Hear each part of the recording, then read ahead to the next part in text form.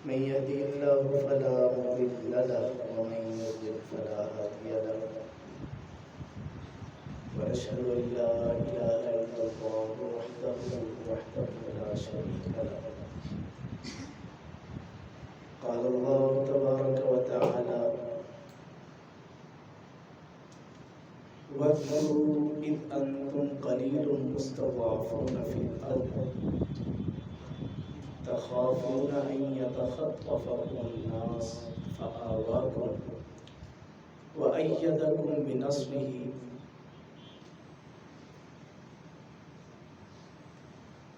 انتہائی معزز مکرم محترم سامعین کرام، سب سے پہلے تو میں اس پرسکون ماحول کے لیے اللہ کے بندوں کے اس فریضے کو ادا کرنے کے لیے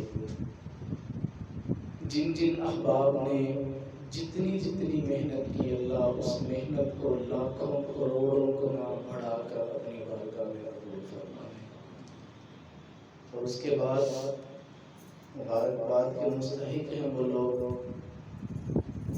جو بتوفیق اللہ تعالی، جو اللہ کی خاص رحمت سے، خاص شفقت سے اللہ کے گھروں کو اس کے فرائض سے، اس کی اچھی اور نیک باتیں سننے کے لیے آباد ہوتے ہیں۔ میری مراد آپ احباب ہیں۔ معزز سامعین کرام، ہم میں سے بہت سے لوگ یہاں پہ تشریف فرما ہیں جن کو ان کے والدین نے یا دادا دادی، نانا نانی نے اس ملک کی آزادی کے لیے بہت ساری قربانیوں کا ذکر کیا ہوگا، اور ہمیں یہ ضروری بھی ہے کہ جیسے ہم نے اپنے آباء و اجداد سے اس آزادی کی قربانیاں سنی، اپنی اولادوں کو اسی طرح ان قربانیوں کو یاد دلائیں۔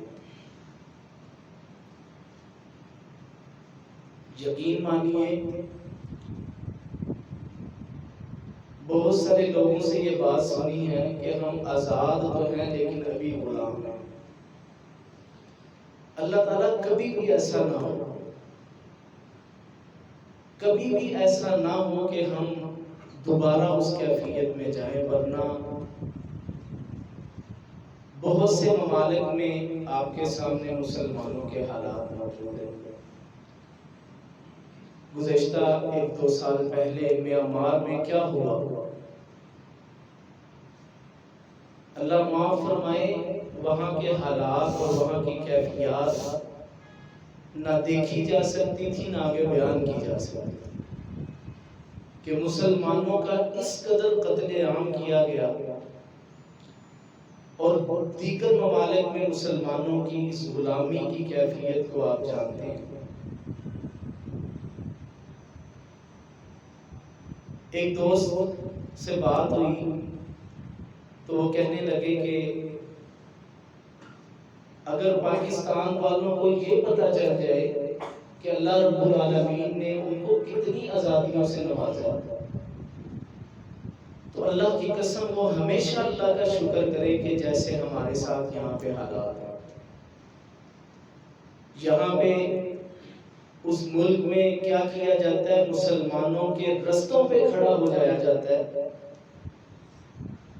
اور رستوں پہ رمضان المبارک میں زبردستی ان کے منہ میں پانی ڈالا جاتا ہے، ان کو کوئی نہ کوئی چیز کھلائی جاتی ہے، ورنہ مارا پیٹا جاتا ہے کہ مسلمانوں کا یہ جو روزے والی کیفیت ہے اس کو ختم کرو۔ مساجد میں آسانی سے آنا جانا مشکل ہے۔ آج سوشل میڈیا کا دور ہے، بہت سارے انڈیا کے بہت سارے لوگ یہ کہتے ہیں کاش کہ اس وقت ہم بھی ہجرت کر کے پاکستان چلے جائیں، ہم اپنی مساجد کو، اپنی عبادات کو آسانیوں سے کر سکتے ہیں۔ لیکن میرا آج کا ٹاپک ان قربانیوں پہ نہیں ہے۔ میں ایک ریسرچ پیپر یونیورسٹی میں پڑھ رہا تھا، اس ریسرچ پیپر میں، اس تھیسس میں ایک بڑی زبردست بات لکھی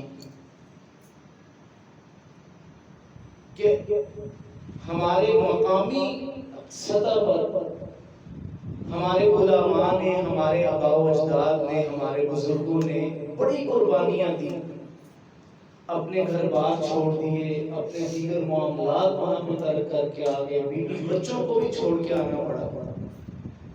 لیکن مقامی سطح پر بھی اور عالمی سطح پر بھی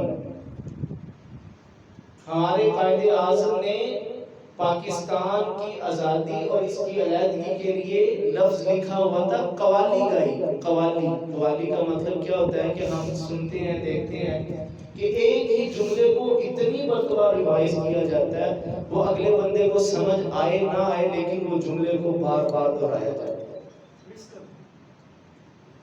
کہ ہر سطح پہ پاکستان کی آزادی کے لیے انہوں نے آواز اٹھائی۔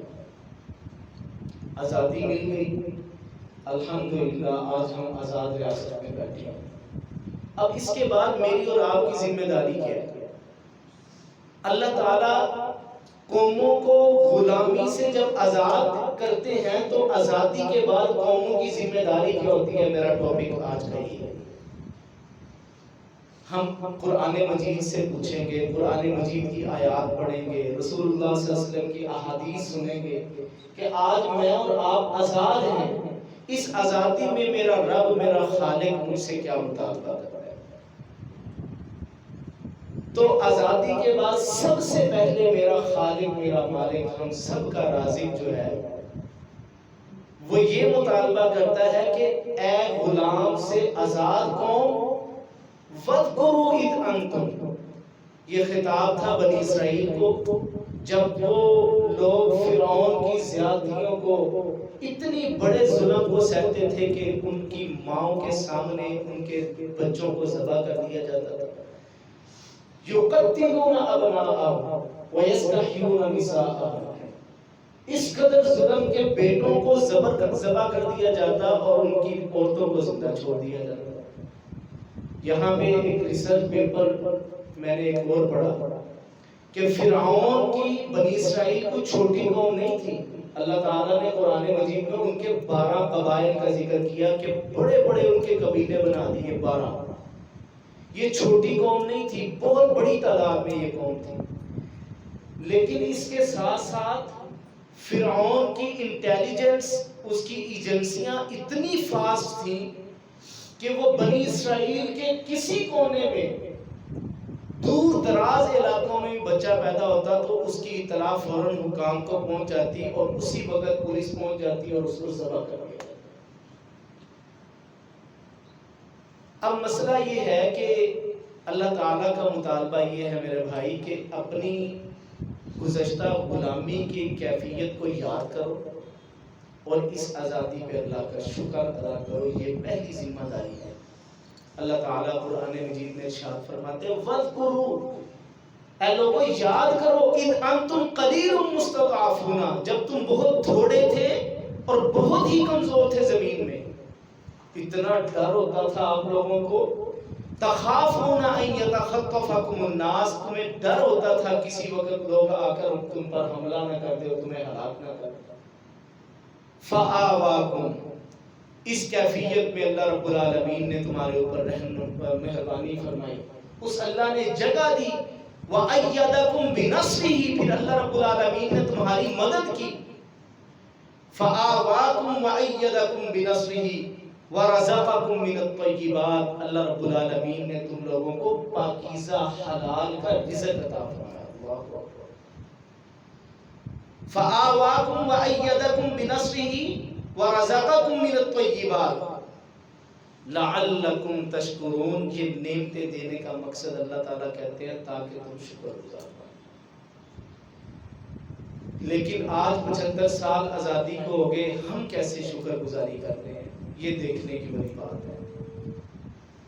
میں ایک طالب علم ہونے کے ناطے سے اسے تجربہ کر کے آیا کہ میں دیکھوں تو صحیح کہ ہماری یہ آزاد قوم اللہ کا شکر ادا کیسے کرتی ہے۔ آج سے تقریباً 6-7 سال پہلے 14 اگست کو میں نے جان بوجھ کے یہ پلان کیا اور جنرل جناح ہاسپٹل کی ایمرجنسی کے گیٹ پہ 2 گھنٹے گزار کے آیا. میں دیکھوں تو صحیح کہ ہمارے نوجوان آزادی کیسے ہو، یہ اللہ کا شکر کیسے ہو.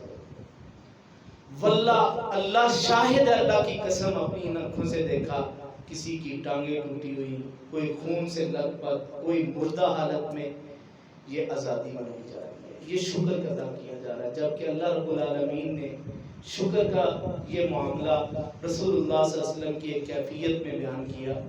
حضرت عائشہ رضی اللہ تعالیٰ عنہ فرماتی ہیں، صحیح بخاری کی حدیث ہے کہ اللہ کے نبی صلی اللہ علیہ وسلم کو دیکھتی ہیں کہ اتنے لمبے سجدے، اتنے لمبے رکوع، اتنے لمبا قیام کہ رسول اللہ صلی اللہ علیہ وسلم 5.25 پارے ایک رکعت میں تلاوت کر رہے ہیں. صحیح بخاری کی حدیث ہے. اتنی لمبی نماز کے پاؤں سویل ہو جاتے ہیں، پاؤں کے اوپر سوجن آ جاتی ہے. اللہ کے نبی صلی اللہ علیہ وسلم اتنی لمبی قرات کا مقصد نہیں سمجھ آ رہا، یہ لمبے لمبے سجدوں کا معنی سمجھ نہیں آ رہا. جبکہ اللہ کے تعالیٰ نے آپ کو آپ کے اگلے پچھلے گناہ معاف کر دیے، آپ کو کیا ضرورت ہے؟ رسول اللہ صلی اللہ علیہ وسلم نے فرمایا، اے عائشہ افلا اکون عبدا شکورا، اللہ نے مجھے ساری کائنات کا سردار بنا دیا، نبیوں کا سردار بنا دیا، اور قیامت تک آنے والی امت کا بہترین رہنما بنا دیا. دنیا میں بھی آخرت میں بھی جنت کے دروازے رسول اللہ صلی اللہ علیہ وسلم فرماتے ہیں کہ میرے جائے بغیر نہیں کھلیں گے. تو کیا میں اس کی شکر گزاری میں اتنا بھی نہیں کر سکتا؟